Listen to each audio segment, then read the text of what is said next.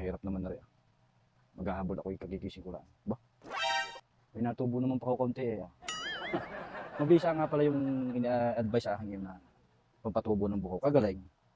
Ako natubo na eh. Konti. Oh. Ayos. Babalik ito sa dati. Natubo eh. Natubo ng pa ako konti. Pwede na. Sa mga tropa ko dyan na napupudpud din eh,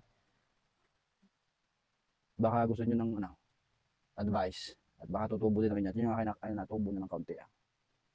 Ayos. Alas 4 ng hapon. Kagigising ko lang. Ako natulog sa tanghalo. Tumawag sa akin ng aking amo kung hindi may gagawin. Sabi ko, wala naman. At bibisitahin ko lang yung ating mga hayop, mga alaga.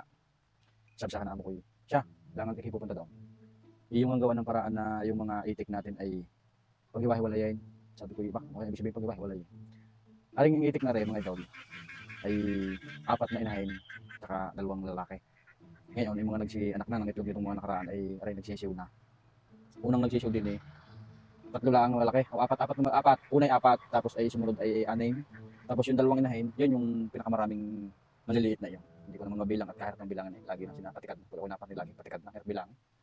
Lagi paghiwa-hiwalayin ko daw. Yun daw, naunang nanganak, ay doon ko ilagay sa ilalim na yun. Tapos din ang mga, yung 2 inahin, din ang hihiwalay ko lang ay yung malalaki natin, din naman na daw yun kailangan ng kanyang ina.